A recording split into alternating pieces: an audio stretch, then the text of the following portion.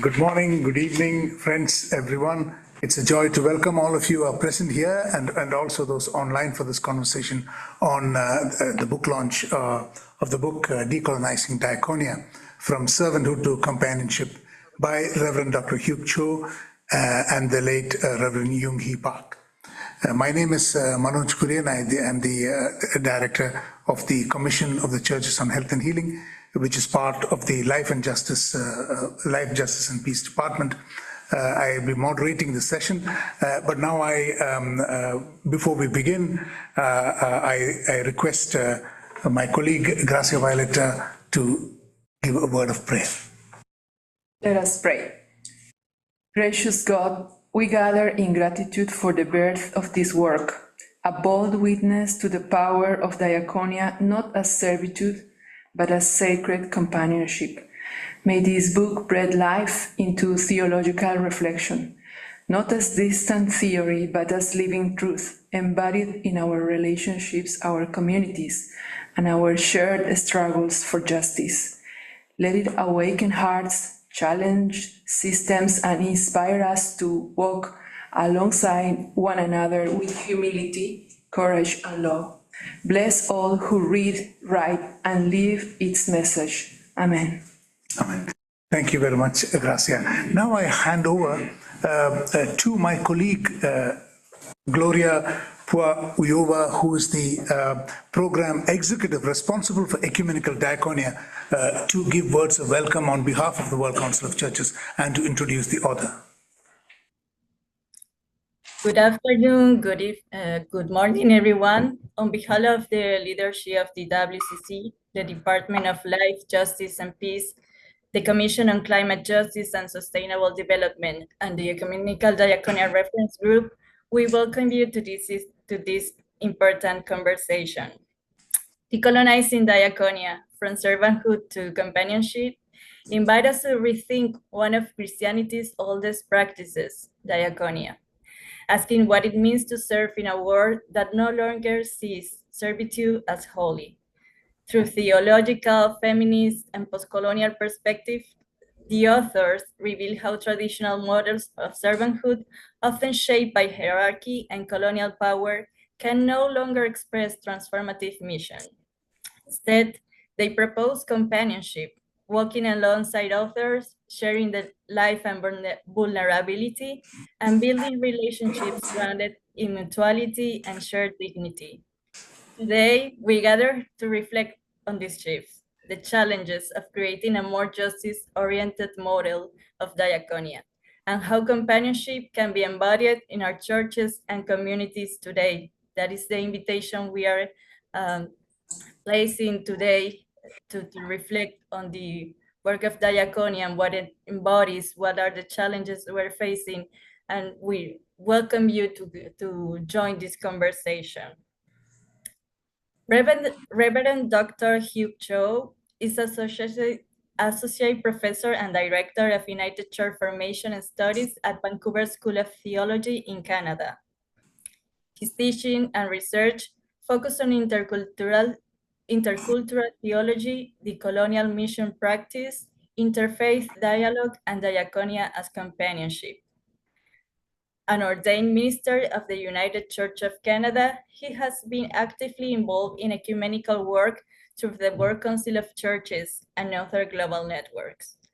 His recent publications include Relation Without Relation, Intercultural Theology as Decolonizing Mission Practice, and Decolonizing Diaconia, From Servanthood to Companionship. We're deeply privileged to have Reverend Dr. Hugh Cho among us in person for this book launch. Thank you so much, Gloria, for this, for actually setting the stage and for inviting you. So I think I'll just give you briefly how we are going about this. Reverend Professor Cho, you will give a short presentation. unpacking and describing the book, which I read and I'm deeply inspired by. And then we will have three respondents who are from actually, part of our ecumenical Diakonia reference group. Dr. Joyce Yatorath, Reverend Jürgen Thompson, and Reverend Sibyl Kus from Brazil. So India, Denmark, and Brazil. So Wow, global, and from the reference group, and actually, dealing with many of these issues. And then, if we have time, we will also have some. These presentations will be short, and we'll have enough time for some dialogue with people who are sitting here and online. So thank you very much. We look forward to your presentation, and I hand over to you. Thank you. Good afternoon, good morning, good evening, beyond the time and space. We gather here in this beautiful ecumenical center. Thanks so much for being here today for this book launch. It is a privilege to share with you the work that Jung-hee Park, my late companion, and I crafted in our book, Decolonizing Diakonia from Servanthood to Companionship, which was published a month ago by Peter Lang. So yesterday I had the privilege to teach or to give a lecture at the Bose Institute with more 20 students. At the time I gave a longer version, more than 1 hour, the lecture, but I will kind of condense this version because we have 90 minutes, so let's go. So I will share my screen for our audience from Zoom. So this work began from my first book. So this past February, I published a book called Relation Without Relation, Intercultural Theology as Decolonizing Mission Practice. It is about what is intercultural theology. So this is about the what. And then next book I'm going to present is about how to achieve intercultural theology through the Diakonia. So it's about how. So let's delve into this book.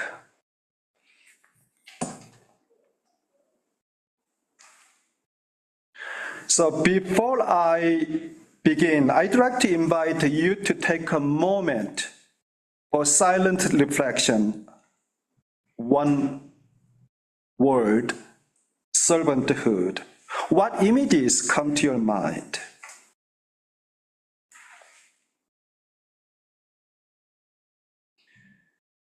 Maybe humility, sacrifice, or devotion,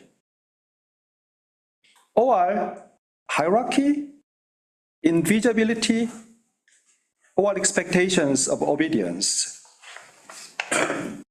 These layered associations sit at the heart of why we wrote this book, to hold the biblical, historical, as well as philosophical weight of servanthood up to the light of post-colonial, feminist, and intercultural critique. Why this book? Servanthood in much of Christian theology has been shaped by Eurocentric patriarchal readings of texts like Philippians chapter 2 and John 13. It reads Jesus self-emptying as an unquestioned model to imitate, often without noticing whose power is being wielded and over whom. So we set out to do two things: to critique the dominant servanthood paradigm, its biblical readings, its feminist blind spots, its hierarchical complicity with colonial missions, and to reimagine Diakonia as companionship, as a model rooted in mutuality, respect, and shared agency. So in our book, the central question is, how might the church's mission and ministry shift if we understood diakonia not as serving for, but as working with companionship. So before my work, I had the privilege to attend the 11th General Assembly, the World Council of Churches held Karlsruhe. At that time, this book was released. I attended the workshop called to transformation. It is about introducing the concept of diakonia, also slightly mentioned companionship. This book is a kind of foundation for our book, kind of springboard to introduce the companionship or diakonia book. So this book is very important in many levels. In a way, so in this diverse world, faith-based agencies like WCC and Act Alliance work for, not limited to faith and ecumenism, goes beyond rights-based action. So faith-based agencies working for rights-based action. That is about this book. And also my book, first book, is about exactly that kind of claim that when we share our concerns together, we can go over boundaries, those boundaries. That is also what is about intercultural theology. So I'd like to give you an overview of this book. So it has 4 parts. The first part is retrieving diakonia in the context of mission. It's a biblical and historical context. And part 2 is diakonia as a servanthood, feminist critique. And also, interestingly, this part, so diakonia in the history almost died out. But 13th, 14th centuries, lower countries over there, such as Belgium and France and Holland, those kind of movement came out, we call begin movement. Someday I'd like to go there to find out the roots further. And the part 4 is diakonia as a companionship. Catherine Hawkins' missiology, that is the kind of center of this book. And then part 4 is reframing diakonia as a post-colonial feminist theological engagement.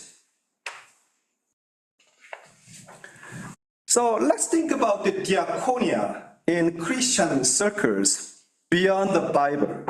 So John Collins, he is a renowned scholar who started this kind of work.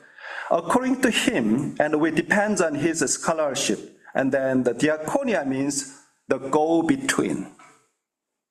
In the 2nd century, Justin Martyr, he said that doorway between the church and the world.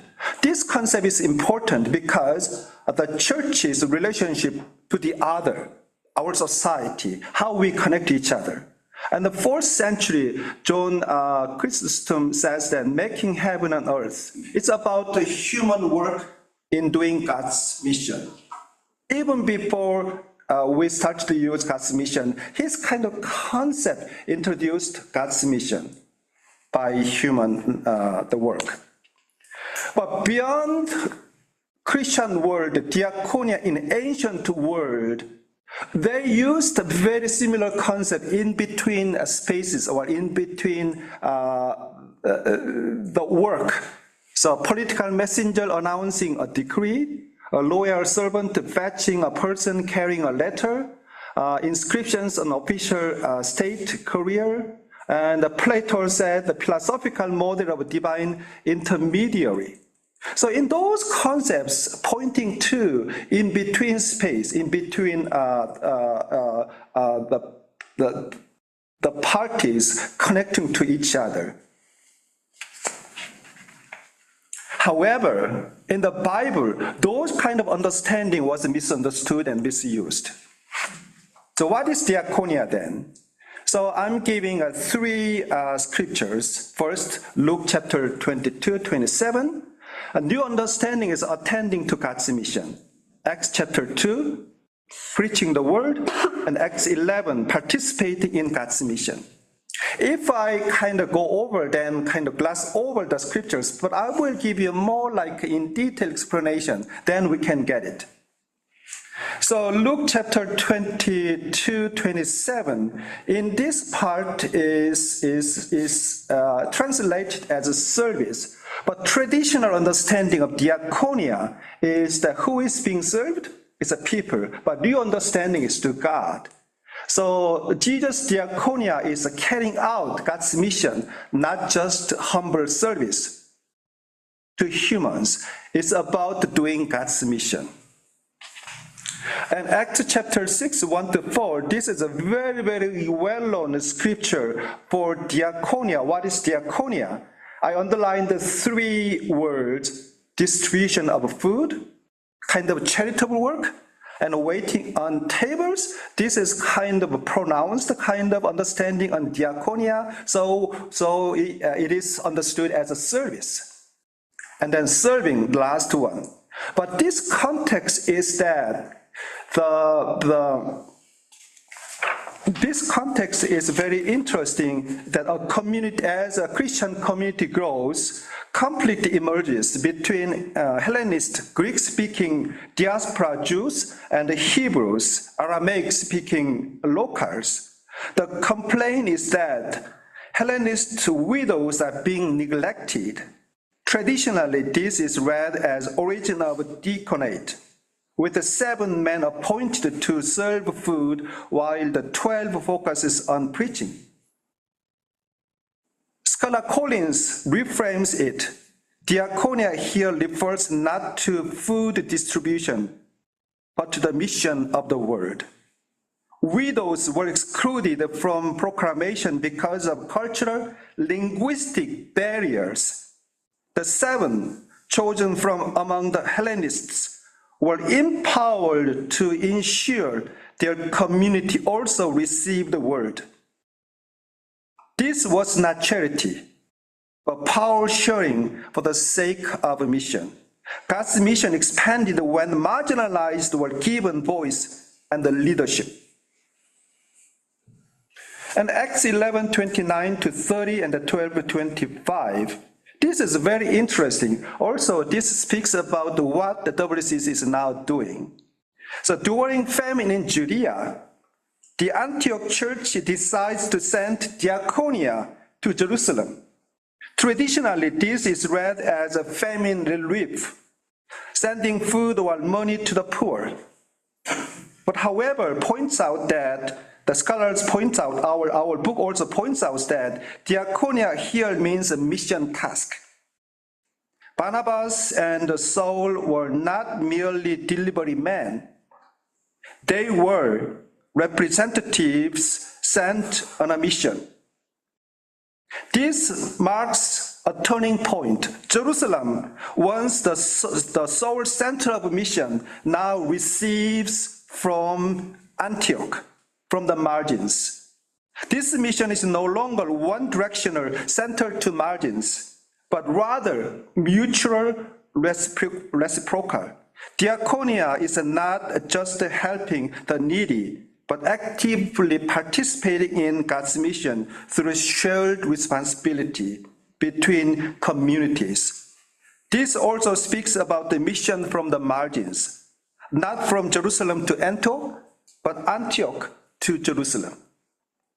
Diakonia then is not about the civility, it's about the participation in God's mission. And if so, we must ask, who is included in that mission? Who is sent? Argument 2, servanthood as problematic.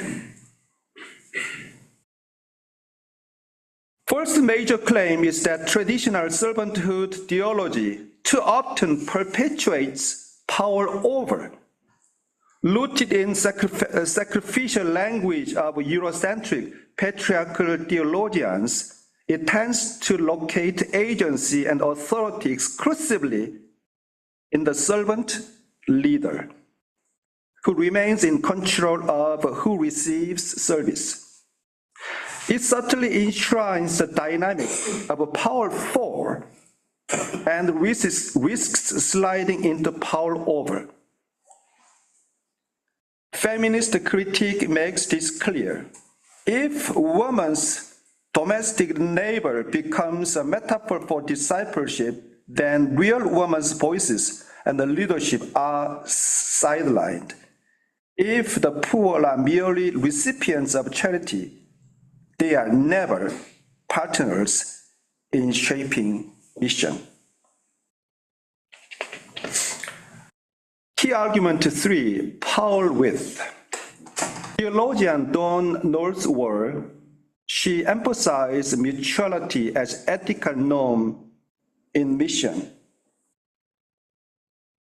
And she pushes further to think about power with. So powerful means the strong doing for the weak, even with the good intention. But in Canada, we realized that with the good intention in our mission, our the pallbearers, they ran, for example, residential schools at the time with a good intention, but now we realized it was a disastrous mission work. But this is a typical powerful mission. But we realized that this was the colonialistic approach. Power with, shared agency, where all participants discern and enact God's mission together. Mutuality demands a new language and a new practices, listening circles and the shared leadership and reciprocal resources, the flourishing activity. Since we are here in the WCC, I'd like to overview about 1600 history in 2 minutes. So first, for 4th century to 1910, is church's mission to others. This mission is the expansion of Christendom. It's a one-way kind of street, from Christendom to non-Christians. In this period, the vision of Diakonia as go-between, building God's kingdom of justice, disappeared. Service was observed into empire and the colonial power, and mission became about the conquest and extension, not mutual care. But slowly this kind of understanding changed. Role of Diakonia is a start to restore, to understand as humble service, with the kerygma and the koinonia. So now you can see the 3 key words, diakonia, the kerygma, and the koinonia. And the diakonia is one of them. Still there's a problem. Problem is that even as a servant, the church still acted over others, not in mutuality. Service reinforced giver and receiver power imbalance we can see here.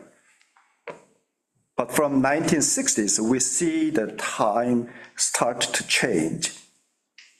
So I highlight here WCC documents. So new Diakonia understanding emerges from 1966. WCC reported Diakonia is both service and the social action for justice. In 1980s, Diakonia understood as essential for church's mission, tied to justice, peace, and advocacy. In 1990s onwards, Diakonia reframed through mutuality, empowerment, overcoming subordination, gender justice. 2012, Colombo Statement, Diakonia as healing relationships and nurturing partnerships and transformation. As I mentioned, the latest one from WCC and ACT Alliance is that WCC and ACT Alliance, they issued the called transformation, Diakonia as a bridge building. This concept is important. So in between space, bridge building relationship and the partnership and ecological social justice and the global cooperation. So this kind of understanding slowly emerging from WCC circle and spreading into the world. So argument 4, this book highlights Dr. Harkin's vision as Diakonia as companionship. So this is our understanding, our interpretation. But she was born in China by Methodist parents. She spent her time, early childhood there, and then she came to Canada for her education, and she went back to China. So in a way, she lived in both worlds, China and Canada. So she realized in both worlds kind of holding both. So she lived in between space. So in her understanding and practicing her mission, and also as a diaconal minister, so she deeply kind of got through China's difficult time to until 1967 and 8, closing our mission field in China. Later, she visited China and reconnected with the China Christians, and then she gave her the deep reflection in her way of seeing the mission. So in chapter part 3, we reflect on her understanding on Diakonia as companionship.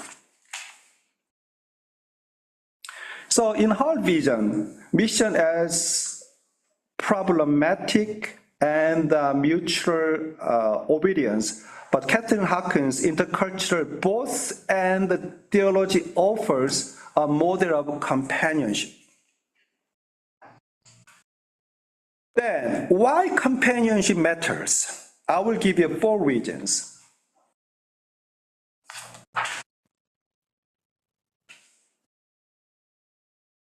Traditional model of diaconia as servanthood has often been rooted in Eurocentric and patriarchal theology, where service is interpreted as self-sacrifice and obedience.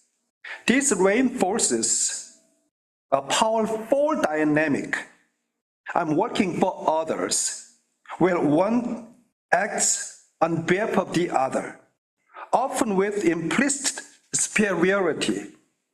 This book critiques this model as inherently flawed for post-colonial and feminist context because it objectifies the recipients of mission, silences and diminishes the agency of marginalized communities, and perpetuates colonial power dynamics. Companionship, in contrast, invites a power-width relationship based on mutual respect, shared agency, and co-responsibility in God's mission. Companionship aligns with the biblical and post-colonial understandings of mission. Drawing from John Collins's work, the book claims diaconia not as a menial service, but a task performed on behalf of another, a go-between role. This understanding allows diaconia to be interpreted as participation in God's mission, or missio Dei, rather than subservient action. Companionship better captures the relational, dialogical, and participatory nature of a biblical mission, especially in Luke and Acts. It also resonates with the post-colonial theology, which demands shared space, hybridity, and mutual transformation, rather than one-sided help or instruction. Companionship reclaims marginalized voices. Traditional servanthood models have often been excluded or undervalued the contributions of women, indigenous peoples, and the formerly colonized communities. As the book argues, those who had no power to give up are often told to model Jesus' self-emptying or servanthood. This further entrenches passivity and erasure. Companionship affirms the agency of all participants, whether they are formerly colonized communities or indigenous peoples or marginalized people, allowing space for the voices and wisdom and the leadership of the marginalized to reshape the meaning and the direction of a mission. Companionship embodies decolonizing ethics, inspired by Catherine Harkin's missiology and shaped by post-colonial thinkers such as Spivak, Kwak Bulan, and Homi Bhabha. The book emphasizes the companionship that emerges in between spaces of cultural encounter or contact zone, recognizes the complexities of power, identity, and hybridity, avoids romanticizing mutuality, but insists ongoing critical reflection and solidarity over charity. In this way, companionship becomes a praxis of resistance, a model that displaces domination and promotes justice, respectful and compassionate relationships. In summary, companionship is important because it redefines diakonia for a post-colonial world. It transforms hierarchical mission into mutual engagement. It resists domination by centering justice and dignity. It calls the church into deeper relationality, accountability, and solidarity. This theological shift is not just semantic. It is a call to work with, not for, and to be companions rather than servants in God's mission of healing and liberation. So I'd like to summarize in one chart. So this table highlights the key differences between traditional model of servanthood and the reimagined model of companionship as represented in the Decolonizing Diakonia. The comparison shows how servanthood can reinforce hierarchy and dependency, while companionship opens up space for mutuality, justice, and shared power in God's mission. There's a power dynamic differences, servant model and companionship, hierarchical, but the companionship model mutual. And the role of marginalized people. A servanthood model is often kept in servant role, no voices, but the companionship model, voices of marginalized are central. And the gender impact. The servant model reinforces traditional gender roles, but companionship model challenges patriarchy and affirms equality. Colonial impact. Servanthood model echoes giver-receiver imbalance, but companionship model, partnership instead of domination. Focuses action, so meeting immediate needs, but companionship model addressing root causes of injustice. The goal of Diakonia, a servanthood model that maintains dependency, forever dependency, but companionship model refers transformation and justice.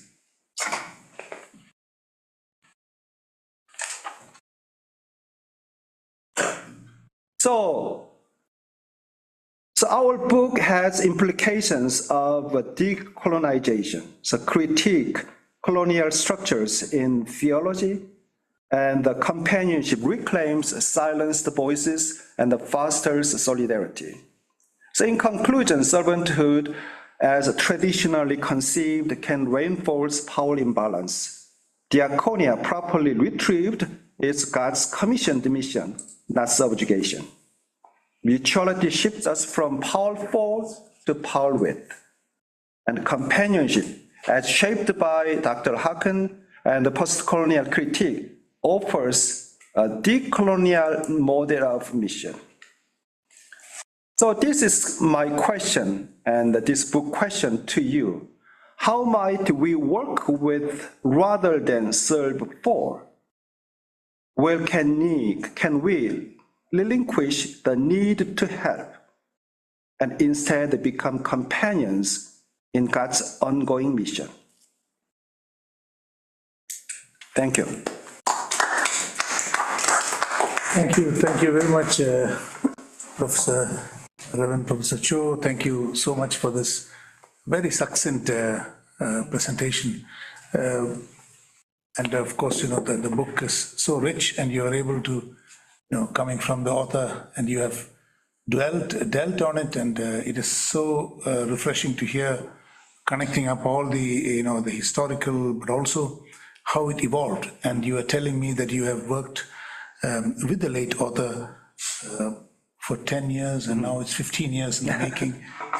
I'm so glad that your experience to come to Karlsruhe inspired you to bring it to a conclusion. So I think before we open up the discussion, I would like to ask three respondents to give brief reflections. The first is Dr. Joycia Torat. She's based in India, and long term she has been working with the CASA, which is the Act Alliance member of the church agency on Diakonia in India, and she also represents the work stream capacity building diaconal formation and good practices work stream of the WCC Ecumenical Diakonia Reference Group. She belongs to the Methodist Church of India. Dr. Joycia, please. Thank you, Dr. Manoj. Warm greetings from India. It's my pleasure and privilege to offer this reflection on the deeply transformative book, Decolonizing Diakonia, From Servanthood to Companionship by Reverend Dr. Hugh Cho and the late Dr. Yang Hee. I bring this reflection as a member of the Ecumenical Diakonia Reference Group of the World Council of Churches and the subgroup Capacity Sharing Diaconial Formation and Good Practice co-chair, and also as one deeply involved in the praxis of diaconia at the grassroots, in contexts marked by poverty, exclusion, patriarchy, communalism, and resilient resistance. At the very outset, I congratulate Dr. Cho. This book is prophetic and a timely intervention in our shared journey of faith and justice. It's highly informative, deeply inspiring, and intellectually stimulating, filled with pearls of wisdom and golden insights. It serves as both a handbook and a feast for anyone engaged in diaconal ministry, and a must-read for those seeking to draw the best out of their occasion. Its gentle humor and vivid anecdotes speak truth to power and drive home uncomfortable realities with grace. At this critical juncture in history, when Diakonia stands at crossroads and facing significant pushback, this book offers a compelling vision for renewal. It gives us theological depth, moral courage, and practical direction for a vibrant comeback of Diakonia rooted in justice and hope. The authors invite us to reimagine Diakonia not as an act of condescending service, but as a journey of companionship, mutual respect, and shared transformation. They reclaim Diakonia from narrow confines of charity and restores its biblical and liberative essence as participation in God's mission of justice and life. On the significance of this book, this publication re-envisions Diakonia by engaging its historical, theological, and gendered dimensions. It interrogates the servant model shaped by patriarchal and colonial frameworks and redefines Diakonia as companionship, a mutual, justice-oriented, life-affirming relationship that reflects the nature of the triune God. For centuries, Diakonia has been viewed as service or charity rooted in servanthood. Such interpretations, influenced by Eurocentric and androcentric theologies, perpetuated structural hierarchies, spiritualizing women's diaconia, and rendering the colonized as passive recipients. The book moves beyond these reductionist views. It resituates diaconia with mission Dei and calls for a participatory theology of mutuality. True diaconia, it argues, must embody church with others, restoring relational equality and grounding mission in justice, dignity, and shared transformation. The challenge of moving towards a justice-oriented model is this shift demands a conversation of conversion of imagination, relinquishing hierarchical power and embracing participatory justice. Yet, colonial residues persist within institutions. Local colonizers, patriarchal hierarchies, and clerical elites often act as gatekeepers of servant diaconia. The book critiques servant theology for legitimizing unequal relationships. When detached from justice, servanthood becomes submission rather than solidarity. A decolonized diaconia affirms power within, not power over, valuing agency, reciprocity, and accountability. It calls the church to be prophetic dialogue, to listen, to walk alongside the marginalized, and to embody God's justice in shared vulnerability. Reimagining diaconia as companionship today in post-colonial time, it requires, in this world scarred by exclusion, ecological crisis, gender injustice, and conflict, diaconia must transcend its conventional boundaries. Reimagined as companionship, it becomes a bridge building ministry, a occasion of standing in between, crossing boundaries, and nurturing reconciliation and peace. In contexts like India, this means interfaith and intercultural solidarity, walking with people of other faiths and convictions in the pursuit of justice and peace, recognizing that God's Spirit works beyond ecclesial borders.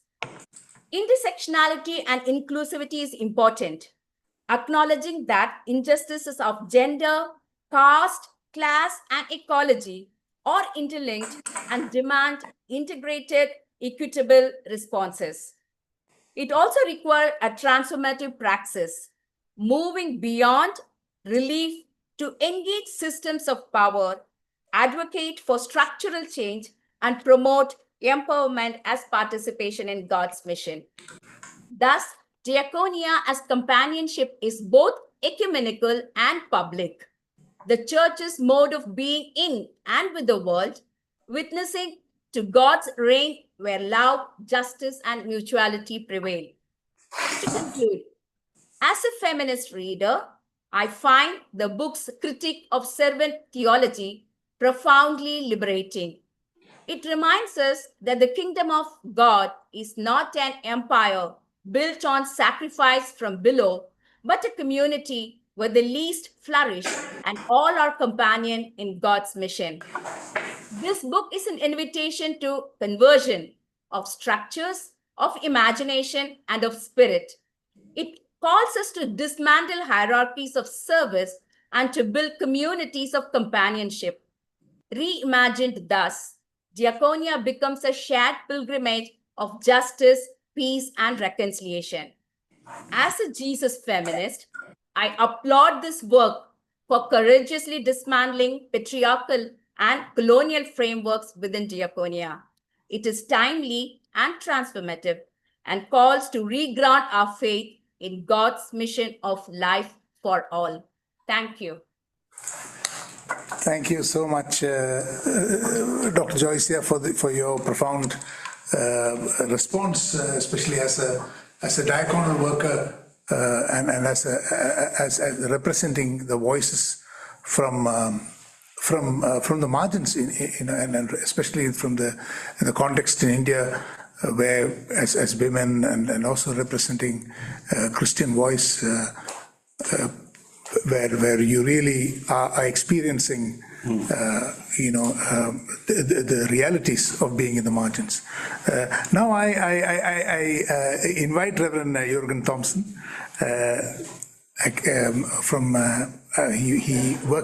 he's based in Denmark from the Lutheran Church, and is one of our very long-term colleagues and friends of the diaconal movement, of the ecumenical partners of the Dan Church Aid, and has been a leader. And currently also, he works in the work stream of the capacity building, diaconal formation and good practices. The work stream of power, collaboration and decolonization. So exactly the same topic. He is leading the work stream there, and I'm part of the work stream with Jürgen. So we are so happy that Jürgen, you could come and speak from this perspective of the Ecumenical Diaconia Reference Group. Over to you, Jürgen.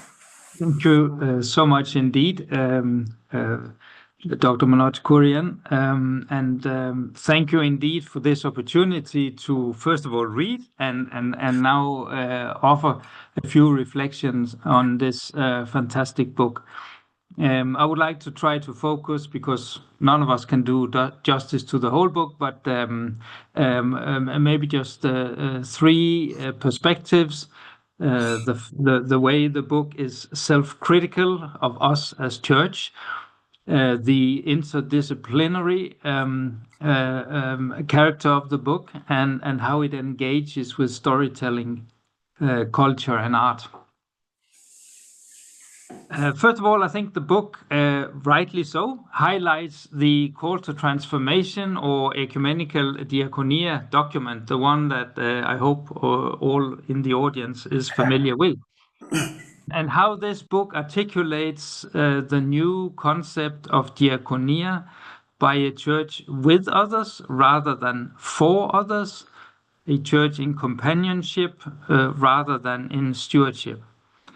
This change, I think, this change in diaconia, I think, is in many ways parallel to the change in the missiological discussion as unfolded in the book.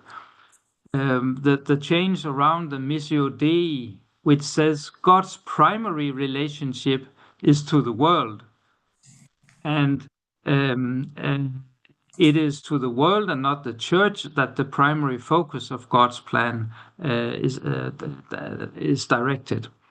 So this underlining of a diaconia that is with others rather than for others comes also out of the missiological discussion, and with its self-criticism of us as a church. And I think that self-critical perspective, which comes again and again in the book, is important, not least for one as like myself, who is a Lutheran, with the Lutheran principle of semper reformanda. And this self-critical perspective, which is so important and is also found in the transformation document, is also reflected in the book's title. And I wanted to highlight that this is a book about decolonizing diaconia and not about a decolonized diaconia. Colonizing diaconia is a process that is ongoing, never-ending, and I'm very impressed by the way that has been represented in Reverend Dr. Professor Cho's book. The second perspective I wanted to highlight is that this book is an impressive display of interdisciplinary insights. Ted Dodd lists all the different interdisciplinary insights in his review on the back of the book. And no one can do everything, but I would have liked to see one more added, and that would be interdisciplinary discussion between diaconia and development studies. With the focus in the development studies on over the last decade, at least, on the rights-based approach and the human and the engagement with the human rights. In my experience in Dan Church Aid, and I think in the ACT Alliance broadly, that has helped us to move radically from charity thinking to justice thinking, from people being objects to people being subjects, from servanthood to companionship, as demonstrated in the Call to Transformation Ecumenical Diakonia document. In fact, at times, when reading this book with its emphasis on the move from charity to justice and from servanthood to companionship, I asked myself, but are we not already somewhere else than this charity thinking? And does this mean that the book is less necessary? Absolutely not. New thinking always needs reception. It needs putting into practice. And there's a long way still to go. We need to tell this story over and over again. We need to examine new ideas profoundly. And this book does that so well.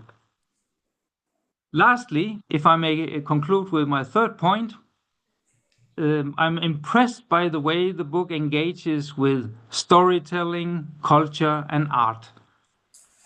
The book is beautifully and respectfully illustrated by the Deborah Sparrow weaving, and those who have not had the book in their hand yet can see it here. This is a weaving depicted on the front cover. Deborah Sparrow is a First Nation Musqueam from Canada who wrote "Weaving Worlds Together." And what better illustration can you have for the book's main point of diaconia as bridge building or ministry and go-between service? Deborah Sparrow names her carpet River Ripples. And I believe this book, which I think is a beautiful testimony to respect and love for companion Jong-hee Park, that this book will send ripples of life-giving water into the future understanding and practice of diaconia. Thank you for the book and thank you for the attention. Thank you so much, Jürgen, for your wonderful words and actually coming from the field of Diakonia for so many years and giving leadership internationally for Diakonia and being a very central force in this process of ecumenical Diakonia and helping us in this bridge building exercise over many years. And now I invite Reverend Sybil Chris. She is actually also a member of the Ecumenical Diakonia Reference Group. She is a member. She is a pastor from the Evangelical Lutheran, the Evangelical Church of the Lutheran Confession in Brazil, and she is the executive secretary of the Fundação Luterana de Diakonia. It's the diaconal arm of the church based in Porto Alegre since 2013, and she's a leader of feminist movements, and she has represented various issues, in the UN level, in the Commission CSW and UN level, and she is very much important in our movements, not only in the just community of women and men, but also for our work in ecumenical diaconia. Reverend Sybil, welcome. Hand over to you. Hello, thank you very much for your reflections and your book. So I am a woman, a white woman, middle-class woman, pastor living in Brazil, in a church, in a Lutheran church, which is almost 100% white. And it has been very comfortable for us along the history of the church, 200 years of presence in Brazil, to translate diaconia as service, servanthood, serving, and because colonialism is very comfort, it's a very comfort place of privilege for white people and also for white people who are in the churches, in the Christian churches. And we only can think about decolonizing Diakonia, especially here in Brazil, when outside church people provoke us to think about the meaning of this language. So I would like to deeply thank you for bringing the theme of language, the language of power. The language of power that produce lots of suffering, that reinforce racism, patriarchy, misogyny, as you pointed in this book. And I would say that at the Lutheran Foundation of Diakonia, who was created by the Lutheran Church in 2000, and now is an organization that has 25 years of work in the church. Very recently, we started to think about Diakonia as translated as a tool of power when it's translated as service. And I would say also that I was very happy to read about all the women authors that you brought into this book. And I would also add with adding to the women that you brought for us, like Catherine Hawkins, Letty Rousseau, Rosemary Ruther. I would add Grada Quilombo. Grada Quilombo says something about colonialism that I think it's really very important, that colonialism is a wound that has never been treated, a wound that always hurts, sometimes festers, and sometimes bleeds. So the language is a place of power. I also would say kyriarchal power. I think for churches, kyriarchal, that comes as a concept of Fiorenza, says more for us than patriarchy. It's not about to choose among both concepts, but it's to think about diaconia in the language of church, for the church, translated as a service, as a kyriarchal power over women and also over different traditional communities. And I also would like to bring for us the idea that a language, it's very difficult to change. When we are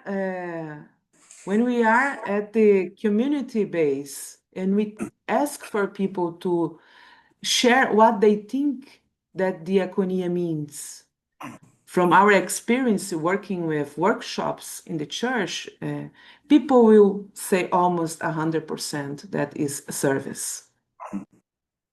And there is a emotional attach to the words. So maybe I think for the future, we would need some social psychology also to help people to understand how important is to change the language, especially the language of faith. So we have a challenge also. I think that it's even more challenging to think about the faith language tradition than the Bible and the theology perspective. Yeah. So people have they have this attached to the language, and I think this is something that we will need to go deeper to think about how we can change, how diaconia as companionship, diaconia as transformative action. Here we are talking about this concept that Catherine created about during their experience, during their theological researches, and what you bring here for us today. So I would like to remark this part of this book, language as a colonialist tool to oppress people, and how we can also change this reality. How can we move? How can we change? How we can overcome this translation of diaconia, which is so inside people's faith. I think this is something that we need to think about methodologies. The context of the book is really fantastic. We need to discuss changing of language. We need to discuss this attach of language as a faith tradition that we cannot translate theological concept through the way that we look, the way that we feel realities. And many times people are provoking the church. At the Lutheran Foundation of Diakonia, when outside people ask, what means diaconia? We need to translate it from a contextual perspective. And for many years, we kept translating as service. So we know it's a colonialism perspective that we cannot use anymore. So thank you very much. And my interest here is to think about how we can change, how we can help people to use a different language to translate diaconia when the context of the church is extremely attached, is extremely emotionally connect with diaconia as a service. The content, to discuss colonialism in Brazil, for instance, thinking about the church language is very challenging because the immigration process. And we know we need to do it and we need to change it. So thank you very much.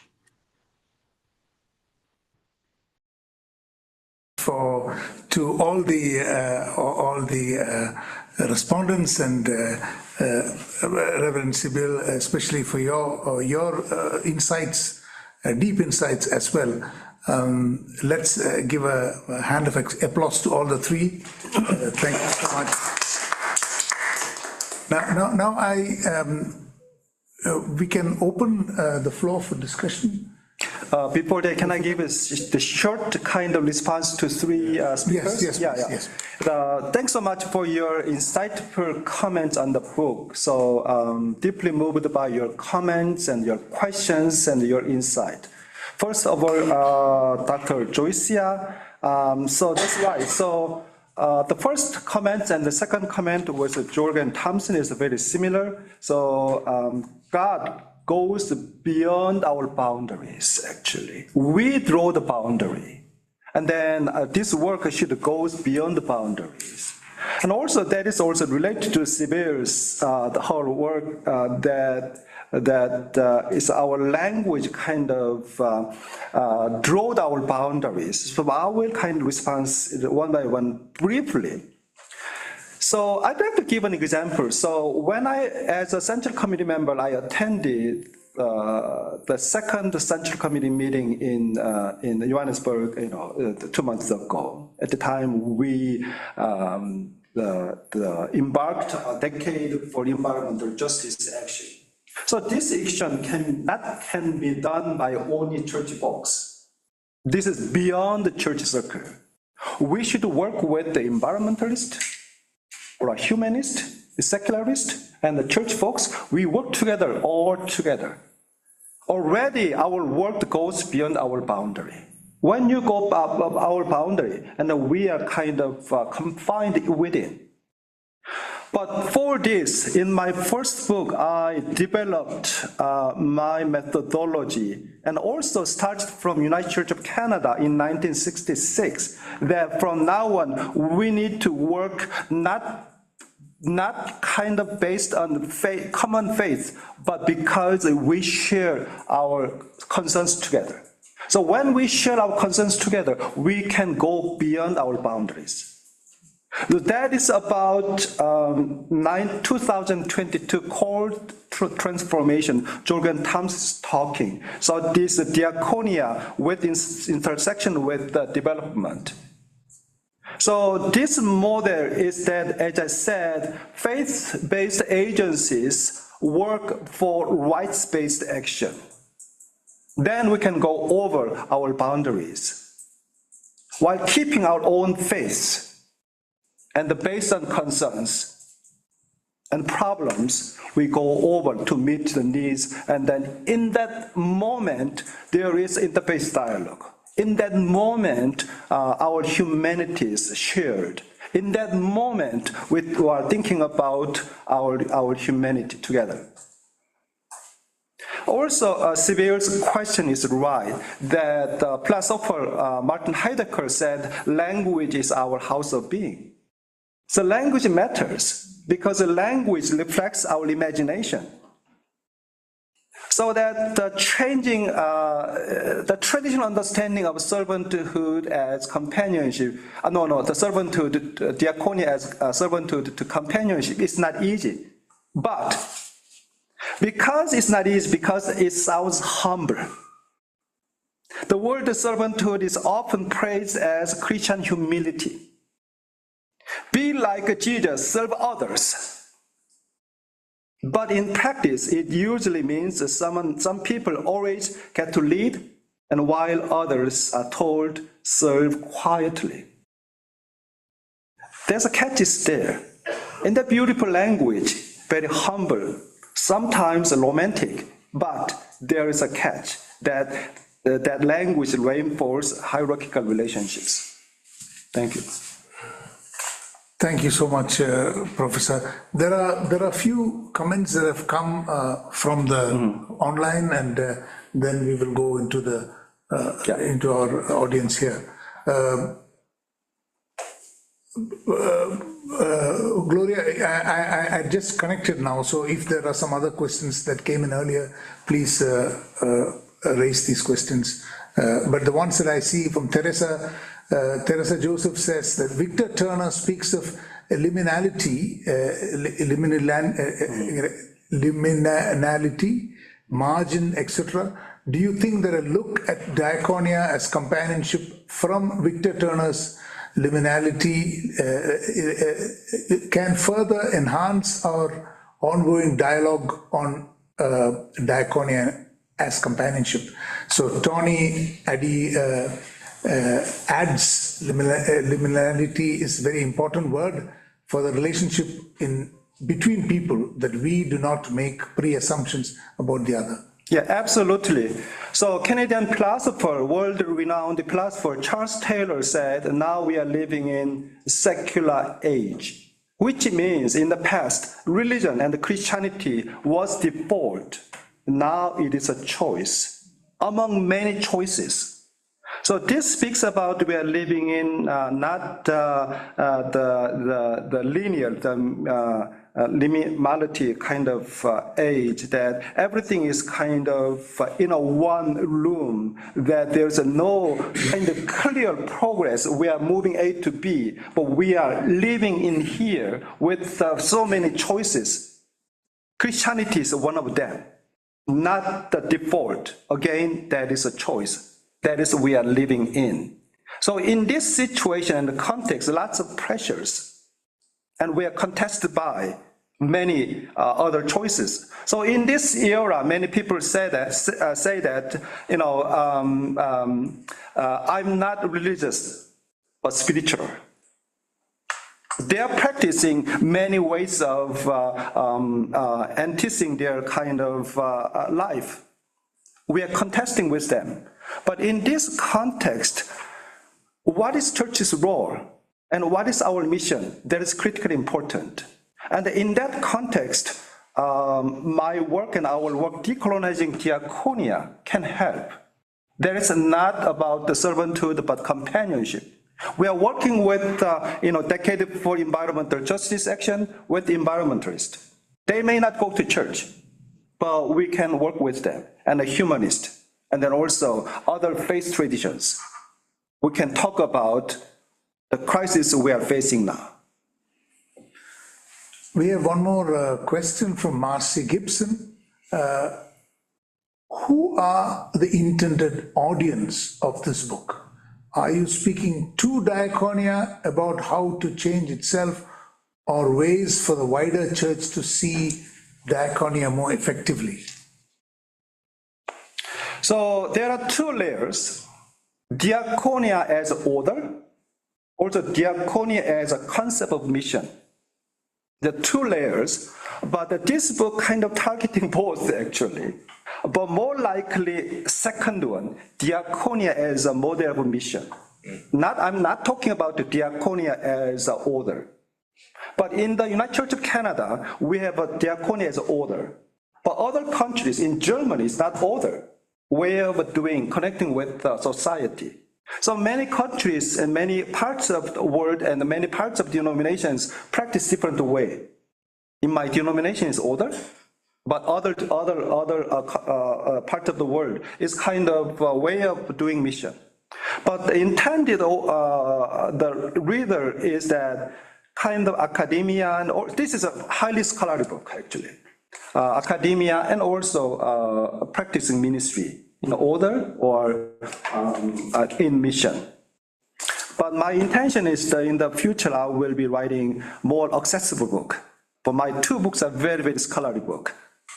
But this is starting point for me. Thank you.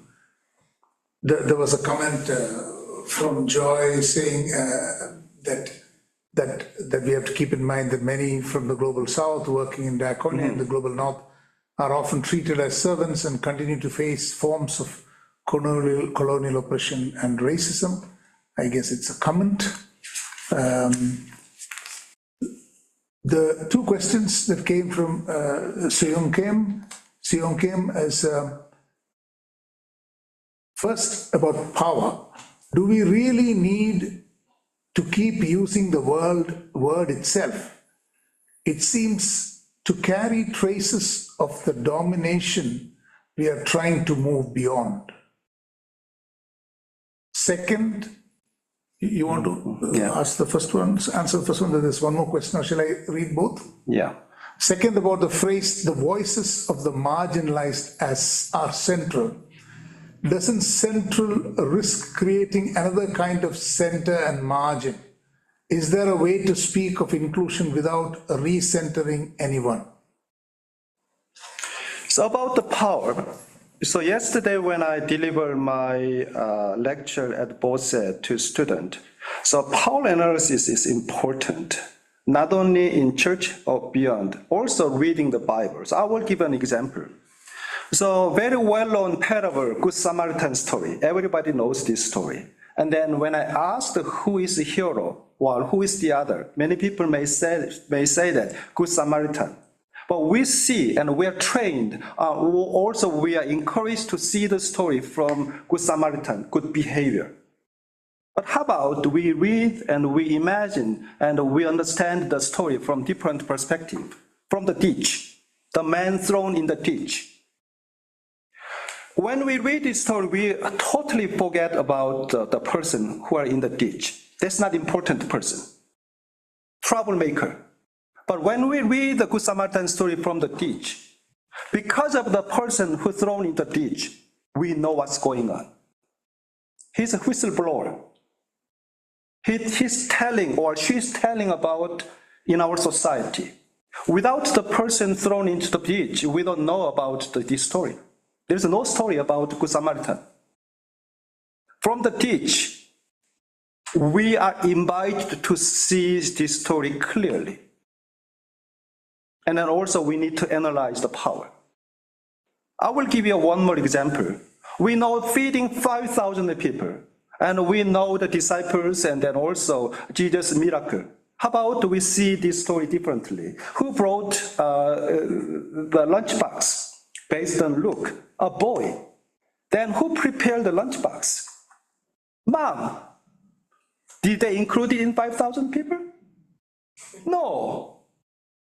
The boy and the mom were not included in 5,000 people. How can we read, understand this Bible? This is outcried from margins. They were not included, yet they provide miracle, source of miracle. When we read the Bible from different perspective, from power differences, you see the whole picture differently and read, understand the Bible differently. So margin and also center is always kind of ongoing discussion.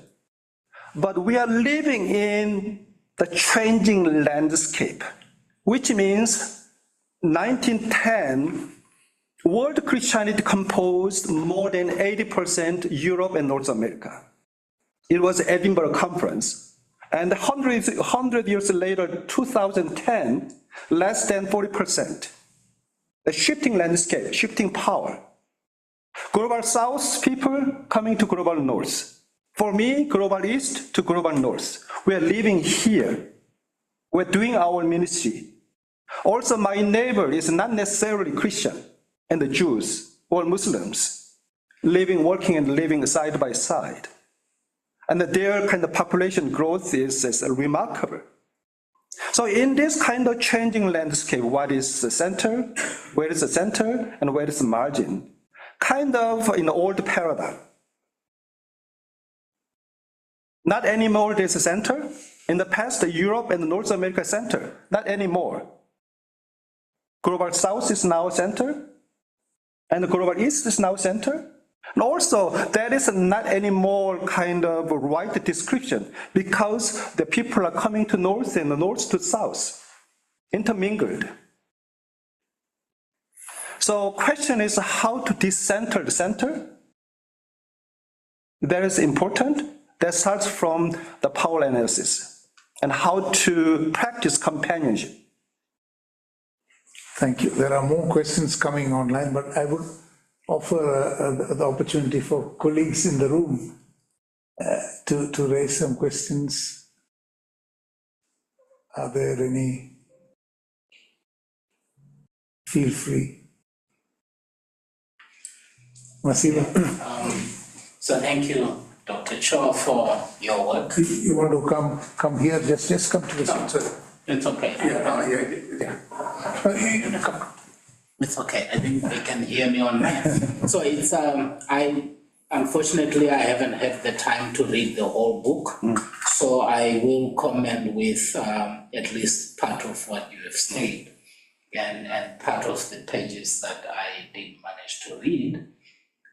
I think one of the key comments that maybe I would appreciate you explaining a bit more first is that from the pages that I've browsed and from listening to you, I don't know if you have left something from the presentation because it was so short.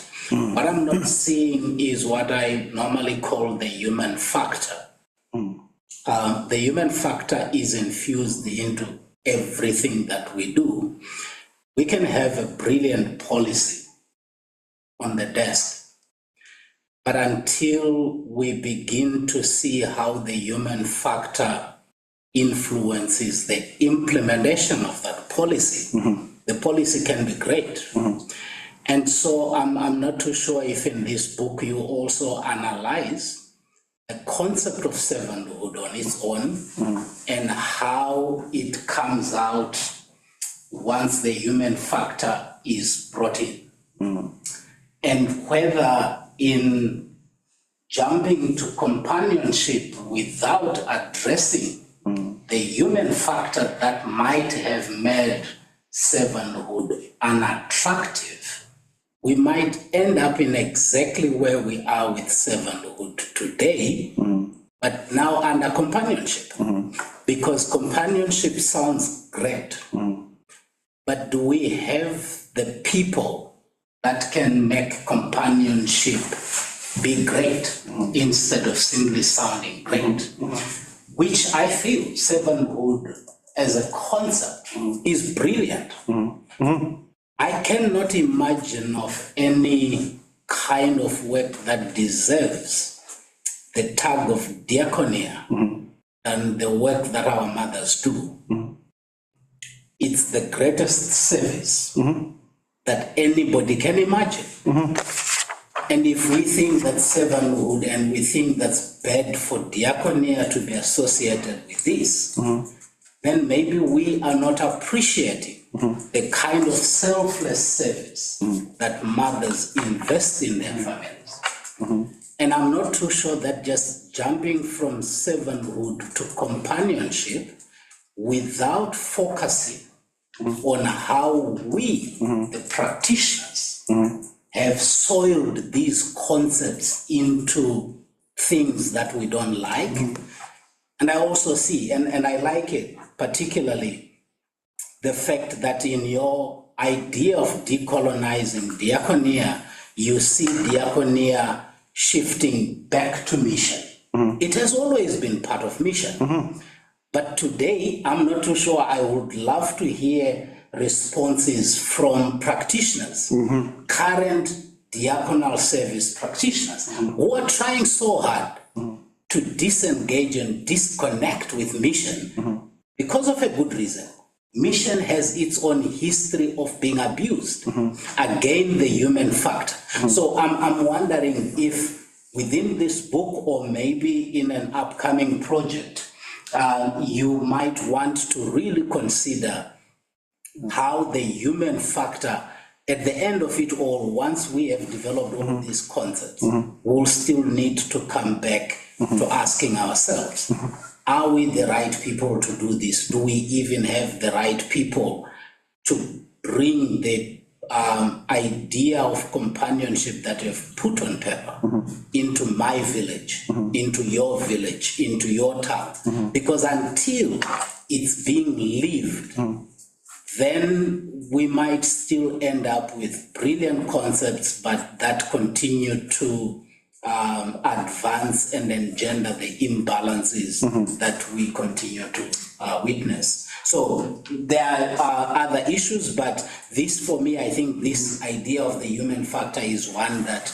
I would put first.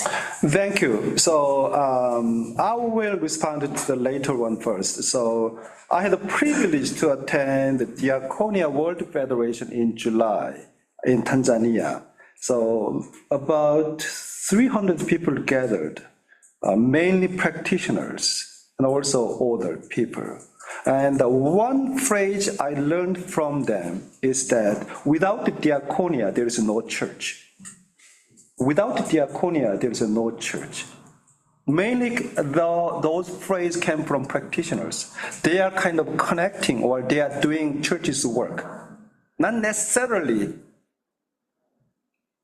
like, wearing a church order. They are doing church's work. They are connecting the church and society. Second one is a human factor. That's very important work. So each book has their own kind of life, own purpose. Cannot solve all of the problem in one book. So the purpose of this book is that to criticize again the concept of servanthood and to suggest, to reimagine the concept of diaconia as a companionship.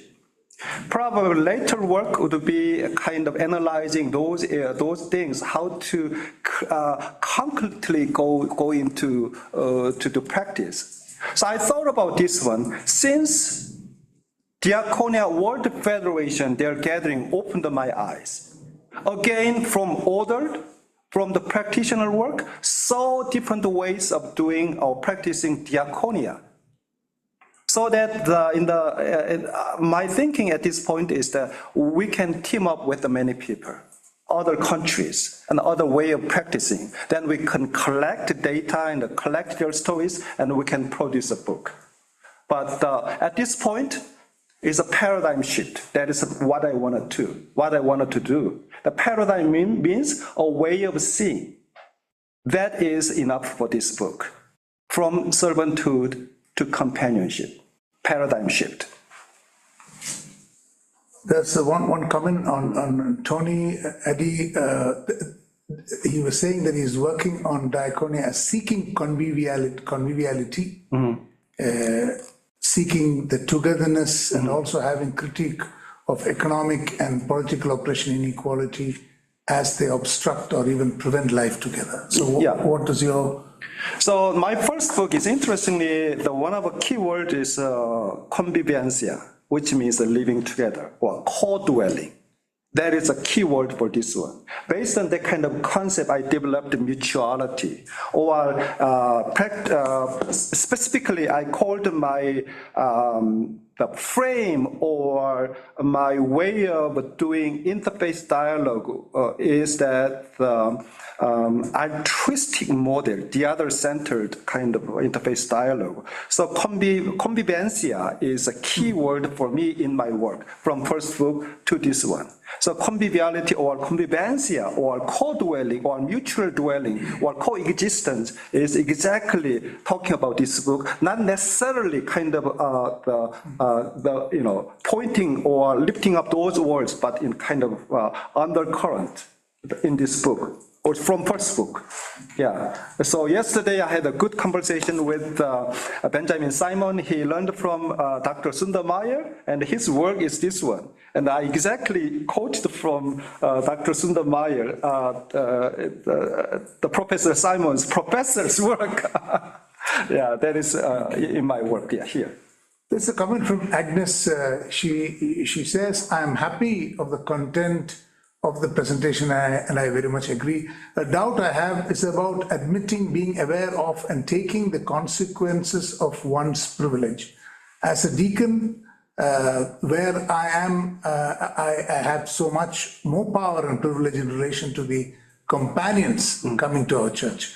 How to relate to this and the responsibility that comes with this inside the companionship thinking, or the interface between power and how you can unpack it. I'm receiving this kind of question over and over again. Yesterday at BOSE, student asked me how to decentralizing or kind of kind of ordering our order, that kind of thing. This is a really hard work, hard question to do in my end. But again, this is kind of a starting point. As we discuss about this kind of concept and this kind of work and this kind of vision, that is already a starting point. In Korea, there is a saying that the studying is half done. Studying. Beginning is half done. 시작이 반이다 in Korea. So yeah, starting is half done. So this is, we made a good kind of starting. Good beginning. So the challenge remains, you have to unpack it from our own context. Yeah. Also, our work is empowering each other in this understanding.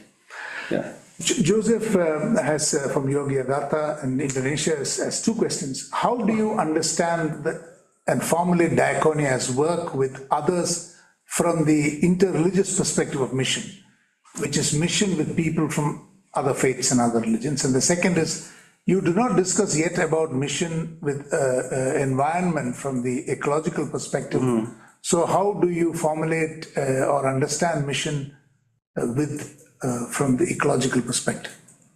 That is a good question. So I gave an example of WCC's Decade for Environmental Justice Action. So this cannot be done by only us. This is beyond our work. So we have to somehow work with other people also we can be part of their work as well. So that when we share the huge human the catastrophe at this point, the environmental crisis, that is a kind of good starting point, how we work with other people beyond our boundary. So ecumenical boundary we need to go over based on our human concern and the problem. That is already, I started in my first book. The learning from United Churches, my denomination in Canada, the document, the World Mission in 1966, stated that we cannot based on faith anymore, but we should work with concern-based. And when we share our God's concern together, we can go beyond our boundaries. Thank you. Thank you. There are more questions. I'm sorry, I'm not able to because of the time. And I think, we are so grateful to all of you who have actually, all of you are experts, and you have taken the time to come and contribute to this discussion. And we are grateful to you, Reverend Professor Cho, especially, you have put this in writing, and I think this is a great contribution for our continued dialogue and learning and moving together. So, there was so much of requests coming from you. So I think to make, you said that you will dream of making it more accessible. So probably it was the first step, or very important step, for you to go to the World Conference of Diakonia. So, and also there was a question from Jürgen about developing this further into, development, religion and development area. So there were so many questions have come.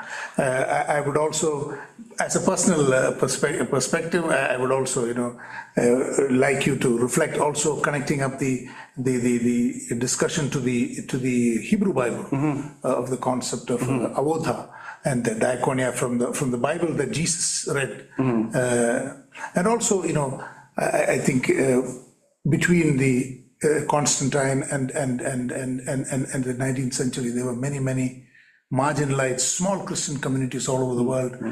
Can we get those stories of along the Silk Route in North Africa, in Asia? How did they do Diakonia in these? These are not documented. So I hope we can get these stories. But this has been such a wonderful time, and I want to thank you specifically, and of course also to the communications department, Walter, and the director Marianne, who is actually physically here from the leadership.